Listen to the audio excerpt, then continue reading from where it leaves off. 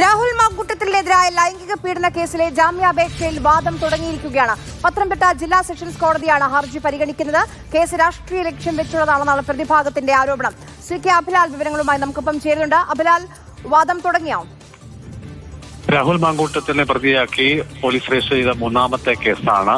ജില്ലാ സെഷൻസ് കോടതിയാണ് 11:30 കൂടി ജാമ്യാപേക്ഷ പരിഗണിച്ചത്. പ്രതിഭാഗം വാദമുഖങ്ങളാണ് ഇപ്പോൾ കോടതി പരിഗണിച്ചു വരുന്നത്. മുതിർന്ന അഭിഭാഷകൻ ശാസ്തമംഗലം അജ്കുമാറാണ് രാഹുൽ മാങ്കൂട്ടത്തിൽ MLA-ക്ക് വേണ്ടി ഹാജരായിട്ടുള്ളത്.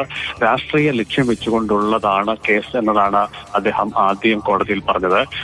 അദ്ദേഹത്തിനെതിരെ മറ്റ് 2 കേസുകൾ കൂടി രജിസ്റ്റർ ചെയ്യപ്പെട്ടിട്ടുണ്ട്. അതിൽ ഒരു കേസിൽ തിരുവനന്തപുരം ജില്ലാ കോടതി പ്രതിക്ക് ജാമ്യം അനുവദിച്ചു. മറ്റൊരു കേസിൽ അറസ്റ്റ് തടയപ്പെട്ട സ്ഥിതിയുണ്ട്. ചുരുക്കത്തിൽ ലൈംഗിക പീഡനം ഉണ്ടായിട്ടുണ്ട് എന്നുള്ള ആരോപണം തന്നെ നിലനിൽക്കുന്നതല്ല എന്ന് അദ്ദേഹം തിരുവനന്തപുരം ജില്ലാ കോടതി പ്രതിക്ക് ജാമ്യം അനുവദിച്ചുകൊണ്ടുള്ള ഉത്തരവ് വായിച്ചുകൊണ്ട് വ്യക്തമാക്കുകയാണ്.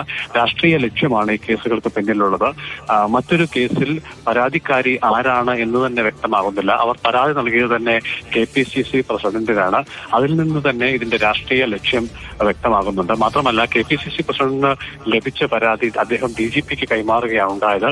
ഇത്തരം സംഭവങ്ങളിൽ കേസ് രജിസ്റ്റർ ചെയ്യപ്പെടേണ്ടത് അതാത് സ്റ്റേഷൻ ഹൗസ് ഓഫീസർമാരുടെ നേതൃത്വത്തിലാണെന്നിരിക്കെ രാഷ്ട്രീയ ലക്ഷ്യം വെച്ചുകൊണ്ടുള്ള നീക്കമാണ് ഈ കേസിൽ ആകമാനം ഉണ്ടായിട്ടുള്ളത് എന്ന് അദ്ദേഹം കോടതിയിൽ വാദിക്കുന്നു. മറ്റൊന്ന്, മറ്റൊരു കേസിൽ തിരുവനന്തപുരം ജില്ലാ കോടതി ജാമ്യം അനുവദിച്ചുകൊണ്ടുള്ള ഉത്തരവിൽ പരാമർശിക്കുന്ന കാര്യങ്ങൾ, അതായത് ഉഭയകക്ഷി സമ്മതപ്രകാരമുള്ളതാണ് ശാരീരിക ബന്ധം എന്ന് കോടതി തന്നെ വ്യക്തമാക്കുന്നുണ്ട്. ഈ പശ്ചാത്തലത്തിൽ പ്രതിക്ക് എത്രയും വേഗം ജാമ്യം അനുവദിക്കണം എന്നുള്ള കാര്യങ്ങളാണ് പ്രതിഭാഗം അഭിഭാഷകൻ കോടതിയെ ധരിപ്പിക്കുന്നത്.